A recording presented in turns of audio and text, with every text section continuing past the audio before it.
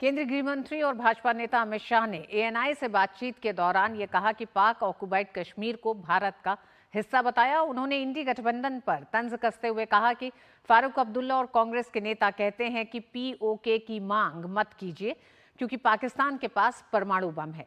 अमित शाह ने कहा ये लोग क्या चाहते हैं कि हम अपना अधिकार छोड़ दें। पाक ऑक्युपाइड कश्मीर का जहां तक सवाल है, ये केवल भारतीय जनता पार्टी नहीं, देश की संसद का कमिटमेंट है कि पाक ऑक्युपाइड कश्मीर भारत का हिस्सा है और इस पर हमारा अधिकार है। इसको कोई झुठला नहीं सकता। ये आज जो फारूक अब्दुल्ला जी और कांग्रेस के नेता कह रहे हैं कि पाकिस्तान के पास एटम बम है, तो उनको सम्मान करिए, पाक ऑक्युपाइड कश्मीर का डिमांड न करिए। मैं उनको पूछना चाहता हूं कि 130 करोड़ की आबादी वाला, जनसंख्या वाला एटॉमिक पावर भारत, ये महान देश क्या किसी से डरकर अपने अधिकार जाने देगा? किस प्रकार की सोच है? और राहुल बाबा ने देश की जनता के सामने एक्सप्लेन करना चाहिए। इनके अलायंस के नेता और इनकी पार्टी के नेता क्या कहना चाहते हैं? पाकिस्तान का सम्मान करो मतलब क्या? पाक ऑक्युपाइड कश्मीर जाने दे? वो कभी नहीं हो सकता। एनआई के साथ अपने साक्षात्कार में अमित शाह ने कहा कि राम मंदिर के मुद्दे पर इंडी गठबंधन को निशाने पर लिया। उन्होंने कहा कि राम मंदिर एक मुद्दा तब बना जब राम मंदिर के प्राण प्रतिष्ठा समारोह के निमंत्रण का पूरे इंडी गठबंधन ने अल्पसंख्यक वोट बैंक के डर से बहिष्कार किया। राम मंदिर हमारे लिए पॉलिटिकल फायदे नुकसान का प्रश्न ही नहीं था। शुरुआत से देश के करोड़ों लोगों की विश्वास का सवाल था, आस्था का सवाल था। मुद्दा तब बना इस इलेक्शन में राम मंदिर का कि जब प्राण प्रतिष्ठा हो रही थी, सभी राजनीतिक दलों को निमंत्रण भेजा गया। पूरे इंडी अलायंस ने, एक घमंडिया गठबंधन ने प्राण प्रतिष्ठा का कार्यक्रम का बहिष्कार किया। और मेरा स्पष्ट आरोप है, जिसका जवाब उन लोग देते नहीं, कि उन्होंने अपनी माइनॉरिटी वोट बैंक के डर से वहां जाना। ईद के दिन आपको मुस्लिम भाइयों के साथ ईद मनाने में कोई झिझक नहीं है, आप मुस्लिम नहीं हो तो भी, मगर हिंदू होते हुए राम मंदिर की प्राण प्रतिष्ठा में नहीं जाते क्योंकि मुस्लिम वोट बैंक आपसे नाराज हो जाएगी। किस तरह की पॉलिटिक्स है? तो वही लोकसभा चुनाव का 5वां चरण अब से कुछ ही दिन में है, तो 5वें, 6ठे और 7वें चरण का भी प्रचार जोरों पर है। और इस प्रचार के दौरान जहां एक तरफ भारतीय जनता पार्टी अपने एनडीए गठबंधनों के साथ, गठबंधन नेताओं के साथ प्रचार में नए मुद्दों को लेकर जनता के बीच में है, तो वहीं नेता विपक्ष पर भी हमलावर हैं।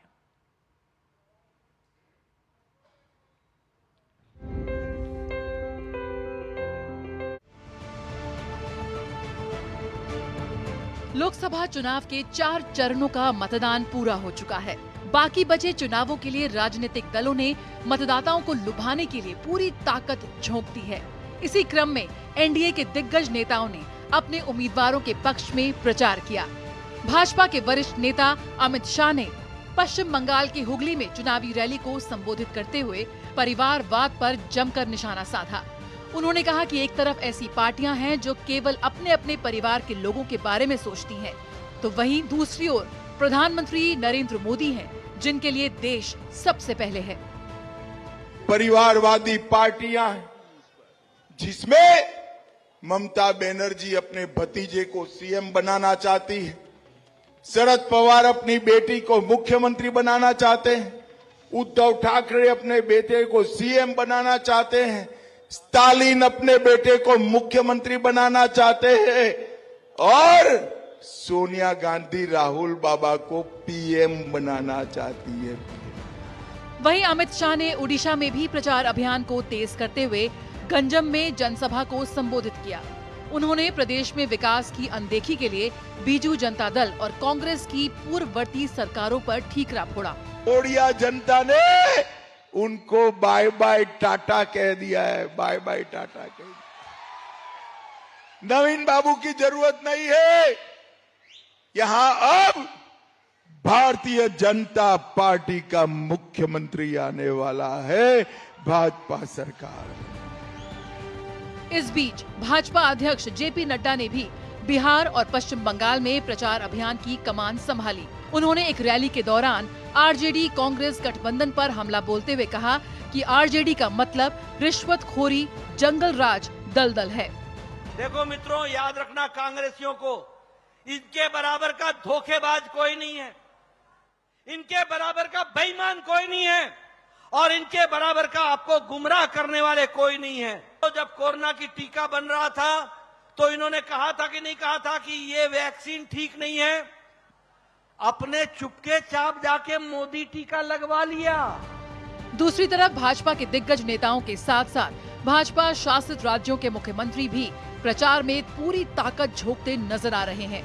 इस बीच उत्तर प्रदेश के मुख्यमंत्री ने प्रदेश की कई जगहों पर प्रचार किया। उन्होंने विपक्षी गठबंधन पर निशाना साधते हुए कहा, जो लोग पाकिस्तान का राग अलाप रहे हैं उन्हें हिंदुस्तान पर बोझ बनने की कोई जरूरत नहीं है। वहीं झारखंड में प्रचार के दौरान असम के मुख्यमंत्री ने प्रदेश सरकार को घेरते हुए कहा कि भ्रष्टाचार को लेकर आज झारखंड शीर्ष स्थान पर है।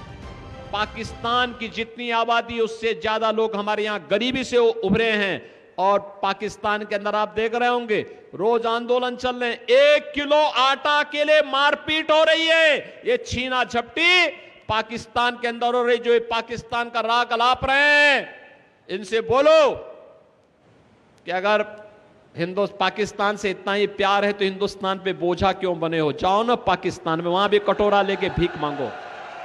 आज झारखंड अकेला ऐसा प्रदेश हो गया कि संसद का घर में ईडी रेड करता है तो 350 करोड़ बरामद होता है और मंत्री का पीए का घर में जाते हैं तो 30-35 करोड़ नगद उनको वहां जाके मिलता है। और ये गरीबों का पैसा से आज झारखंड में कांग्रेस और जेएमएम आज राज कर रहा है। इस बीच मुंबई उत्तर लोकसभा सीट से भाजपा उम्मीदवार पीयूष गोयल ने अपने निर्वाचन क्षेत्र में रोड शो करते हुए मतदान की अपील की। उधर उत्तराखंड के मुख्यमंत्री पुष्कर सिंह धामी ने रोहतक संसदीय क्षेत्र के भाजपा उम्मीदवार के पक्ष में चुनाव प्रचार किया। इसके अलावा मध्य प्रदेश के मुख्यमंत्री मोहन यादव ने भी हरियाणा में प्रचार अभियान संभालते हुए पार्टी के प्रत्याशियों के लिए वोट मांगे।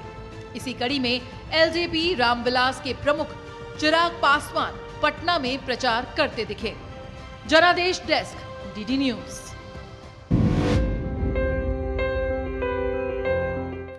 और चुनाव से जुड़ी खबरें जारी रहेंगी, लेकिन वक्त एक छोटे से ब्रेक का है। आप देखते रहिए डीडी न्यूज। आज दही बड़ा खाने का मन है। वाह क्या स्वाद! असली स्वाद तो MDH दही बड़ा रायता मसाले से ही आता है। Curiosity can take you to some out of the world places. Took me to the moon today. Curious about this place? Scan this QR code before I take it off with my Seat tires.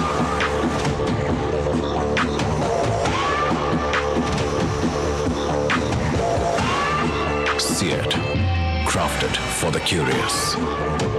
किसानों को जारी रहेगी 6,000 रुपए की सम्मान निधि। यह है मोदी की guarantee. स्वाद से सबको दीवाना कर दे, दीवाना कर दे। पता का चाय, गजब का स्वाद। पॉलिसी बाजार से टर्म लाइफ इंश्योरेंस लेने के कुछ साल बाद मेरी वाइफ को कैंसर डायग्नोस हुआ और वो नहीं रही। उनकी कमी तो पूरी नहीं हो सकती और टर्म लाइफ इंश्योरेंस के पैसे से बच्चों की फ्यूचर की चिंता नहीं रही। पॉलिसी बाजार ने क्लेम दिलाने में बहुत सपोर्ट किया। पॉलिसी बाजार पे 1 करोड़ का टर्म लाइफ इंश्योरेंस सिर्फ 470 रुपए महीने से शुरू। सर, आप किस एज में रिटायर हुए थे? 39। सोच रहा था काश मेरी भी रिटायर्ड लाइफ आप जैसी हो। उसके लिए मैदान में उतरना पड़ेगा। उतरूंगा ना सर। अरे भाई यहाँ नहीं, म्यूचुअल फंड्स के मैदान में। Mutual funds? हर महीने इन्वेस्ट करो, फ्यूचर की तैयारी करो। करोड़ों लोग इन्वेस्ट कर रहे हैं और देश के साथ आगे बढ़ रहे हैं। सही है सर। तो आ जाओ मैदान में। म्यूचुअल फंड निवेश बाजार जोखिमों के अधीन है। योजना से जुड़े सभी दस्तावेजों को ध्यान से पढ़ें। यकीन है खुद पर है नाज। सुनती हूँ अपने मन की आवाज। कभी शर्मीली तो कभी हूँ जाबाज। रुकना मेरी आदत नहीं, थमना मेरी चाहत नहीं। मैं हूँ नारी, यही मेरा अंदाज। हर जिम्मेदारी मैं बखूबी निभाती हूँ। वोट दे, प्राउड वोटर कहलाऊंगी। पूरे देश संग चुनाव का पर्व मनाऊंगी। अब तक टेस्टी राजमा बनाना नहीं आया। बिना MDH राजमा मसाला के टेस्टी राजमा कैसे बनेगा? MDH राजमा मसाला। क्या स्वादिष्ट राजमा बनाए। MDH। और एक बार फिर स्वागत है आपका न्यूज नाइट में। 5वें चरण का चुनाव प्रचार जोरों पर है। राहुल गांधी ने ओडिशा से कहा कि 2024 की लड़ाई ये दो विचारधाराओं की लड़ाई है। उन्होंने कहा कि लगातार NDA या भारतीय जनता पार्टी जो कांग्रेस के दौरान जितने काम हुए उनकी अनदेखी कर रही है। लोकसभा चुनाव के लिए प्रचार का काम जोरों पर है। इसी कड़ी में कांग्रेस नेता राहुल गांधी ने ओडिशा के बलांगीर में एक जनसभा को संबोधित किया। उन्होंने कहा कि 2024 की लड़ाई दो विचारधाराओं के बीच की लड़ाई है। चुनाव 2024 ये लड़ाई दो विचारधाराओं के बीच में तो है, मगर पहली बार किसी राजनीतिक दल ने देश को बताया है कि अगर वो चुनाव जीतेंगे तो वो इस संविधान को, कॉन्स्टिट्यूशन को खत्म कर देंगे, नष्ट कर देंगे। इधर रायबरेली में राहुल गांधी को जिताने के लिए कांग्रेस नेताओं ने पूरा जोर लगाया है। कांग्रेस नेता प्रियंका गांधी ने उत्तर प्रदेश के रायबरेली में एक जनसभा को संबोधित करते हुए कहा कि 70 वर्षों में देश में जो भी विकास कार्य हुए उन्हें नजरअंदाज किया जा रहा है। तो वहीं कांग्रेस अध्यक्ष मल्लिकार्जुन खड़गे ने कहा कि कांग्रेस जो भी वादा करती है उसे पूरा करती है। ये सारी मीडिया जो आप देखते हैं, टीवी चलाते हैं, आपको दिखता है बहुत सुंदर है, देश आगे बढ़ रहा है, अर्थव्यवस्था मजबूत हो रही है, सब खुशहाल है। आपको तो हंसते मुस्कुराते किसान दिखते हैं टीवी पे, है कि नहीं? मोदी जी ने देखो कितना किया है।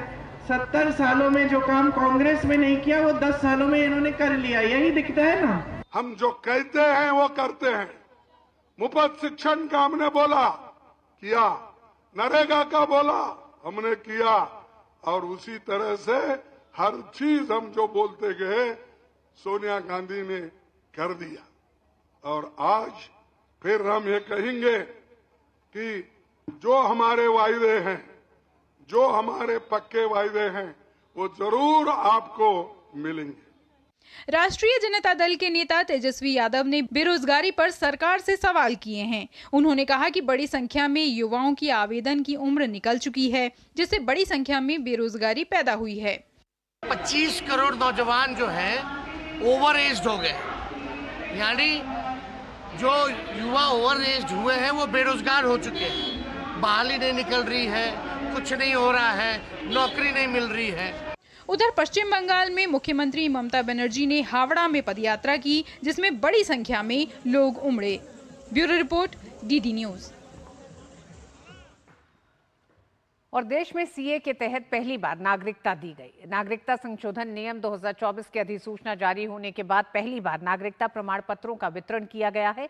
केंद्रीय गृह सचिव ने आज नई दिल्ली में कुछ आवेदकों को नागरिकता प्रमाण पत्र सौंपे।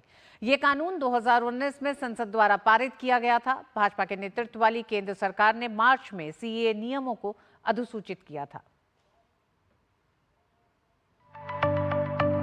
इस साल मार्च महीने में देश में नागरिकता संशोधन कानून यानी CAA लागू हो चुका है। इस कानून के लागू होने के बाद बुधवार को पहली बार CAA के तहत आवेदन करने वाले कुछ लोगों को भारतीय नागरिकता प्रदान की गई। केंद्रीय गृह सचिव अजय कुमार भल्ला ने पहले बैच के तहत कुछ लोगों को भारतीय नागरिक होने का प्रमाण पत्र सौंपा। नागरिक प्रमाण पत्र हासिल करते समय इन लोगों की खुशी देखते ही बन रही थी। With this new amendment act rules काफ़ी ईज आउट कर दिए गए हैं, तो रिलैक्सेशंस काफ़ी हैं, तो काफ़ी जल्दी प्रोसीजर में हमें नए एक्ट के अंदर नेशनलिटी मिल गई है, काफ़ी स्मूथली। नहीं बिल्कुल, ये काफ़ी सालों का स्ट्रगल था हमारा, एक और है तो एक पेपर, लेकिन ये बहुत वैल्यू रखता है हमारे लिए। CA बिल पास हुआ, हमारे दुख दर्द को न सुना, हमें बहुत बड़ी खुशी है। भारत माता की जय। हमें बहुत खुशी हो रही है कि हमें नागरिकता मिली, क्योंकि हम भारत के हो गए। भारत से बहुत बहुत धन्यवाद कहना चाहते हैं। नरेंद्र मोदी जी को धन्यवाद कहते हैं, अमित शाह को धन्यवाद कहते हैं, उन्हें हमें नागरिकता दिलवाई है, उनका बहुत बहुत धन्यवाद करते हैं। भारत में बहुत खुश है, बहुत इतना खुश है कि बस पूछो। आज तो नागरिकता मिल गई है, मन बहुत मतलब खुश हो गया। बस यहाँ आके हम खुश हैं कि हमें नागरिकता मिल गई और मोदी जी का बहुत बहुत धन्यवाद है। हमारे को लग रहा है कि हमारा हिंदुस्तान के अंदर नया जन्म हुआ है और हमारे नए जन्म के एक नजरिए से देखा जाए तो हमारे मोदी और अमित शाह हमारे मतलब पेरेंट्स हैं। केंद्रीय गृह मंत्री अमित शाह ने भी सीएए कानून के तहत देश में पहली बार मिल रही नागरिकता के मसले पर अपनी प्रतिक्रिया व्यक्त की है। दिल्ली में प्रथम 300 लोगों को नागरिकता मिलने जा रही है। सीएए देश का कानून है और इसको इस तरह से झुठलाया नहीं जा सकता। जो हिंदू, सिख, बौद्ध, जैन, क्रिश्चियन पाकिस्तान, बांग्लादेश और अफगानिस्तान से आए, वो सारे लोग 2014 के पहले जो शरणार्थी बनकर आए, उनका अधिकार है, डॉक्यूमेंट हो न हो उनको नागरिकता मिलेगी। भारत के 3 पड़ोसी देशों पाकिस्तान, अफगानिस्तान और बांग्लादेश के 6 अल्पसंख्यक समुदाय, जिनमें हिंदू, सिख, जैन, बौद्ध, पारसी, ईसाई समाज के लोग शामिल हैं, उनको मानवीय आधार पर भारत में नागरिकता देने के लिए मोदी सरकार ने सीएए का कानून बनाया था। इस कानून का मकसद इन 3 पड़ोसी देशों के 6 अल्पसंख्यक समुदाय के लोगों के साथ वहां हो रहे धार्मिक आधार पर अत्याचार की वजह से उन्हें न सिर्फ भारत में शरण देना है, बल्कि उन्हें नागरिकता देकर भी उनके साथ न्याय करना है। सीएए लागू होने के बाद पहले बैच के तहत नागरिकता पाने वाले लोग आज भी पाकिस्तान सरीखे देशों में उनके साथ हुए अत्याचार को भूल नहीं पाए हैं। वहाँ तो बहुत दिक्कतें थी, मतलब जो हम लड़कियां हैं वो वहाँ पढ़ नहीं पाती थी और अपनी मर्जी से घर से बाहर भी नहीं निकल पाती थी। और मतलब जो महिलाएं होती है उनके मन में मतलब इच्छाएं होती हैं मन की, वो उसको त्यागनी पड़ती है। वहाँ पे तो बहुत दिक्कतें थी। वहाँ पे हम मतलब कुछ कर नहीं सकते थे और वहाँ पे ऐसे कि हम वहाँ पे अपनी तरफ से कुछ काम नहीं कर सकते थे। जैसे मैं पढ़ाई करना चाहता था, वहाँ पे नहीं पढ़ पाया और भी बहुत दिक्कतें थी। वहाँ पे खुल के काम कुछ भी नहीं कर सकते थे। मतलब हिंदू है, कुछ वहाँ पे सर उठा के नहीं चल सकता है। पाकिस्तान में बहुत दिक्कत है कि सर ये पढ़ाई लिखाई का कुछ नहीं है, जैसे अपना कोई रोजगार नहीं है वहाँ, और महंगाई बहुत है और बहन बेटियों की इज्जत वहाँ नहीं है। बहुत दिक्कत है वहाँ सर।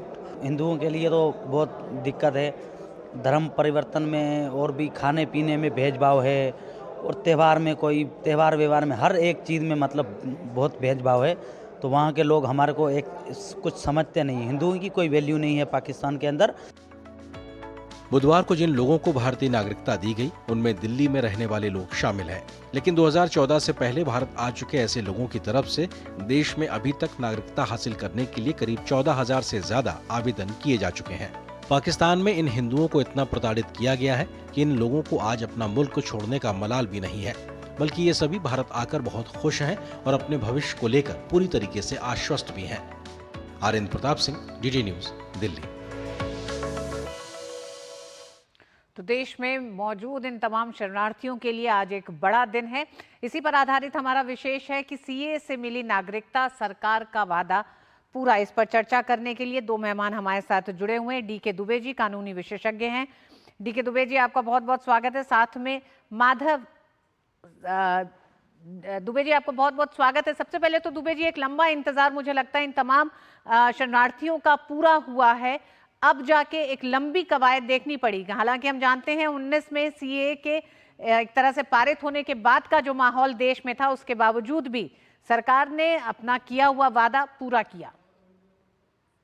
देखिए, जो मुख्य बात है वो है 19 जुलाई 1948 एक डेट फिक्स की गई थी उस समय आर्टिकल 6 में, और ये कहा गया था कि 19 जुलाई 1948 के बाद जो लोग आएंगे वो एक अथॉरिटी के सामने प्रेजेंट होंगे और उसके बाद उनको यहाँ की नागरिकता मिलेगी। लेकिन वो प्रैक्टिकली बहुत बड़ी संख्या, बड़ी आबादी यहाँ पर आती रही और हमने उस समय भी रोका नहीं था। हमने ये कहा था कि जो लोग इस तारीख के बाद यहाँ हिंदुस्तान में आए होंगे उन लोगों को अथॉरिटी के सामने प्रेजेंट होना पड़ेगा। लेकिन अभी जब सीएए का संशोधन आया तो उसमें हमने एक रास्ते में ये कह दिया कि भाई जो लोग भी आए हैं उस तिथि के बाद उन सभी को हम नागरिकता यहाँ पर प्रोवाइड करेंगे, 2014 से पहले आना चाहिए। तो मुझे लगता है कि जो तारीख मैं बता रहा हूँ 19 जुलाई 1948 से लेकर और 2019 इतना लंबा समय बीता उन लोगों का, वो पीढ़ियां आती चली गईं, लेकिन उनको नागरिकता भारत की नहीं मिली। वो यहाँ खा रहे थे, पी रहे थे, काम कर रहे थे, व्यापार कर रहे थे, सब कुछ कर रहे थे, लेकिन एक भय अंदर की किसी भी तारीख को पकड़े जा सकते हैं। और दूसरी बात है, सरकारी नौकरी या कहीं भी वेरिफिकेशन का नंबर आता है तो मालूम पड़ा कि तीसरी पीढ़ी, दूसरी पीढ़ी यहाँ पर जन्म तो लिया है, लेकिन उसको अधिकार नहीं है। जिसको अधिकार 1947 में हिंदुस्तान में आने का था, दुर्भाग्यवश वो नहीं आया। और यहाँ पर कानूनों में वो छूट दी गई थी कि भाई अगर ये आए तो आ सकते हैं। जैसे फॉरेनर्स एक्ट में छूट दी गई थी, सिटीजनशिप एक्ट में छूट दी गई थी, पासपोर्ट एक्ट में छूट दी गई थी। तो क्या वो छूट इसलिए थी क्योंकि इनका अधिकार था कि ये 1947 में भारत में आ जाते, 19 जुलाई 1948 से पहले आ जाते। अगर दुर्भाग्य से नहीं आ पाए तो बाद में आने का रास्ता छूटा था, और उस रास्ते को छूटने के साथ साथ जो लोग आ गए उनको हमने नागरिकता नहीं दी। तो ये एक बड़ा भेदभाव था जो 47 में आने वाले अधिकार स्वरूप आने वाले लोगों को हमने नागरिकता नहीं दी थी। इसलिए 2019 का जो ये कानून आया, उसमें मुझे लगता है कि पिछले वो 65-70 साल से जो एक गैप था, वो लोगों को अधिकार मिला है, और ये एक बड़ी राहत है। दुबे जी, 70 साल में कई पीढ़ियां निकल गई अपने इस अधिकार की मांग करते हुए। ऐसे में हमारे साथ वो परिवार भी आज मौजूद है जो पाकिस्तान से और हम सिंध से ये परिवार भारत आया है, धार्मिक प्रताड़ना झेलता रहा है लंबे समय तक। माधव जी हमारे साथ हैं। माधव जी, आप हमें सुन पा रहे हैं? बहुत बहुत स्वागत है माधव जी।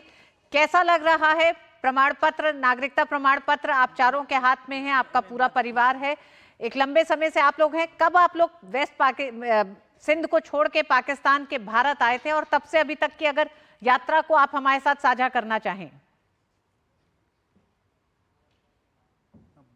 22 मई 2014। 22 मई 2014। जी माधव जी, तो पाकिस्तान में किस तरह से क्या प्रताड़ना होती है, मतलब हिंदुओं के साथ या गैर मुसलमान अल्पसंख्यकों के साथ, जिससे एक तरह से आप परेशान होके फिर आपने भारत का रुख किया? वहाँ तो हाँ जी बहुत मैडम दिक्कत है वहाँ पे। हिंदुओं के लिए तो बहुत दिक्कत है वहाँ पे। खाने पीने में भेदभाव है, दीन धर्म, मतलब हिंदुओं का मजहब की हिसाब से बहुत टारगेट किया जा रहा है वहाँ पे। अब पाकिस्तान के किस इलाके से हैं माधव जी? मैं माधव जी का लड़का हूँ, सिंध टंडोलियार। अच्छा, सिंध प्रांत टंडोलियार। अच्छा, तो किस तरह से, मतलब महिलाओं के लिए भी कई तरह के, क्योंकि बहुत से मामले आते रहे हैं वहां से, सामने आते रहे हैं कि किस तरह की प्रताड़ना की जाती है, महिलाओं लड़कियों के साथ किस तरह के दुर्व्यवहार होते हैं। अगर आप उस बारे में हमसे कुछ बता सकें, क्योंकि सबसे ज्यादा जरूरी मेरा पाकिस्तान के अंदर देखो महिलाओं के लिए तो दिक्कत है ही है, लेकिन आजकल नए मुद्दे सामने आ रहे हैं जो 2-2 साल की बच्चियों को भी अगवा कर रहे हैं। अभी जैसे वहां पे मीडिया में बहुत चल रहा है, प्रिया कुमारी जो 2 साल की बच्ची है उसको अगवा करके गए हैं। वहां की सरकार सो रखी है, प्रिया कुमारी को ना किससे मिलवाया जा रहा है, ना कोई बात करवाई जा रही है। तो इतनी छोटी छोटी बच्चियों 2 साल की बच्ची है जो अपनी माँ की गोद से 2 साल की बच्ची है। वहां के जो डाकू हैं, उस डाकू सरकार भी डाकुओं की है, वो वहां की बच्ची को अगवा कर गए। 2 से पता नहीं कितने साल हो गए, आज तक उस बच्ची का लापता है, कुछ पता भी नहीं है कि वो बच्ची कहां पर है। और जो वहां की जो महिलाएं हैं जो 20 साल 25 साल की, उनके साथ तो आए हर एक रोज मतलब नया नया मामले सामने आ रहे हैं। तो इसकी सुनवाई वहां कहीं नहीं है, ना कोर्ट में है ना पुलिस में है, वहां कोई सुनवाई नहीं करता। मैडम जब 2 साल की बच्ची की सुनवाई नहीं है तो यहाँ पे 20-25 साल के जो महिलाएं हैं उनकी सुनवाई कहाँ पे होगी। अब जो वहां पे जितनी भी सरकारी अदारे हैं वो सारे सो रखे हैं, ना कोई किसकी कोई सुनवाई नहीं है हिंदुओं के लिए। और वो बच्ची जो है हिंदू है और उसकी जात बनिया जात से वो ताल्लुक रखते हैं। क्या आपके साथ जो महिलाएं हैं, क्या ये हमसे बात करेंगी? इस समय आपके साथ 3 महिलाएं भी आपके परिवार की ही हैं। क्या ये सब एक साथ आप सबके साथ आप सब परिवार वहां से आए हैं पाकिस्तान से? हाँ जी अभी बात करवा रहे हैं।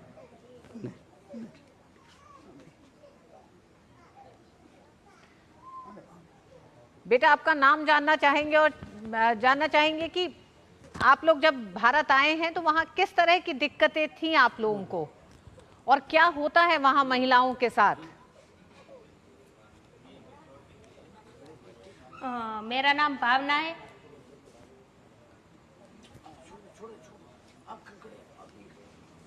जी भावना। मेरा नाम भावना है और वहाँ महिला के साथ बहुत अत्याचार होता है। मतलब लड़कियों को वहाँ पढ़ने नहीं दिया जाता है। लड़कियां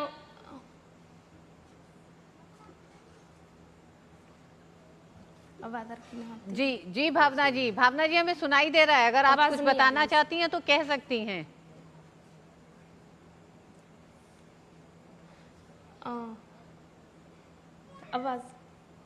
आवाज आ रही है आपको मेरी? कट्टा है ये बात। आवे तो रही आवाज आ रही है आपको भावना मेरी? हाँ भावना, आप कुछ कह रही थी, कुछ बता रही थी। हाँ आ रही। मतलब वहाँ लड़कियां अपने मर्जी से घर से बाहर नहीं निकल पाती। लड़कियां मतलब वहाँ पढ़ाई नहीं कर पाती, तो वहाँ रहने का क्या फायदा? जी डीके दुबे जी भी हमारे साथ जुड़े हुए हैं। दुबे जी, ये वो परिवार है जो वहाँ से आया है और इनके पिताजी आए थे, उसके बाद ये तमाम बच्चे हैं जो ये देख रहे हैं, जो लगातार, और सिंध से कई ऐसी खबरें आती रही हैं जहां अभी तो बता ही रहे हैं वो 2 साल की बच्ची, और ना तो कोर्ट सुनती है ना पुलिस सुनती है, कोई सुनवाई नहीं है। तो इस तरह की धार्मिक प्रताड़ना को जो लोग झेल रहे हैं उनके लिए क्या आपको लगता है कि भारत का ये बड़ा कदम आज दिखाई देता है? हालांकि इस कदम को उठाने में तमाम वो लोग सामने रहे हैं, चुनौतियां रही हैं सरकार के सामने भी। दुबे जी आप म्यूट हैं। म्यूट किया होगा किसी ने, नहीं खोला है। देखिए बात तो बिल्कुल एकदम क्लियर है, क्योंकि ये जो धर्म के आधार पर पाकिस्तान बना, मैं आपको बताता हूँ 1948 में एक रेजोल्यूशन पास कर लिया था उस समय सरकार ने, और ये कहा था 1.5% लोग जो हिंदुस्तान में रहते हैं वो लोग वहाँ पाकिस्तान का विरोध कर रहे थे, इसलिए उनको यहाँ पर रखा जाए। उसका ही ये सारा रिपरकेशन दिखाई देता है कि नेहरू लियाकत समझौता हो गया, और समझौते में ये कहा गया कि जो पाकिस्तान में हिंदू रहते हैं उनकी पाकिस्तान सरकार सुरक्षा करेगी, जो हिंदुस्तान में मुसलमान हैं जिनको रोका गया है उसकी हिंदुस्तान सरकार उसको प्रोटेक्शन देगी।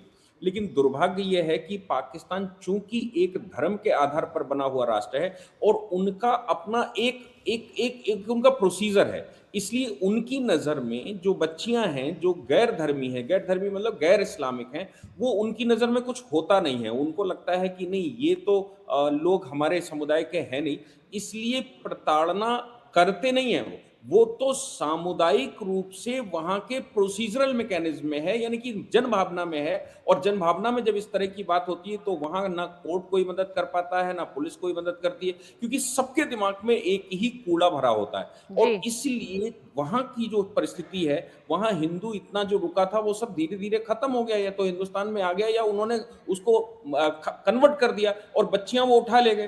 तो ये जो हिंदुस्तान में आना था, जिसको अधिकार था, उसको अधिकार देना ये कर्तव्य बनता था भारत सरकार का कि वो शुरू से देती, जैसे वो लोग आते उनको देती, लेकिन नहीं दिया। ये एक बड़ा दुर्भाग्यपूर्ण स्थिति थी भारत में, जिसको मुझे लगता है कि 2019 में सही किया गया। और ये इतना मतलब इन लोगों की परिस्थिति सोचिए कि आप उन लोगों को भी याद करिए जो पाक ऑक्युपाइड जम्मू कश्मीर से जम्मू कश्मीर बिल्कुल दुबे जी हम इस चर्चा को रोके, उससे पहले अंत में हम जानना चाहेंगे, हमारे साथ माधव जी के जो बेटे हैं, अब ये प्रमाण पत्र जो आप लोगों को मिल गया है, क्या आपको लगता है कि जीवन जो मुश्किल था वो अब आसान हो गया है? भावना, अगर आप हमें सुन पा रही हो। हाँ जी बिल्कुल जी हाँ जी तो बिल्कुल बहुत आसान हो गया है मैडम। किस तरह की मुश्किलें आती थी जो अब आसान हो गई हैं? क्योंकि एक लंबे समय से आप लोगों की मांग थी, जिन्हें सरकारों ने, शायद सरकारें उस पर आगे उस तरह से नहीं बढ़ पाई थी। हाँ जी मैडम बिल्कुल, हमारे को इसमें बहुत सुविधा मिल रही है। अभी हमारे को सर्टिफिकेट मिल गया है, तो हमारे जो भी रुका, हम कुछ काम नहीं कर पाते थे कुछ। जी बहुत बहुत धन्यवाद माधव जी आपका भी। हम ये समझ सकते हैं कि किस तरह की प्रताड़ना झेल रहे हैं और झेलते रहे हैं वहां पर तमाम जो गैर मुसलमान अल्पसंख्यक मौजूद रहे हैं पाकिस्तान में। और आज भी ऐसी तस्वीरें, ऐसे मामले सामने आते हैं जहां सिंध में 2-2 साल की बच्चियों को अगवा करके उनके धर्म परिवर्तन किए जाते हैं और पूरे पाकिस्तान की ना अदालतों में सुनवाई है, ना पुलिस में, ना प्रशासन में, ना सरकारों में।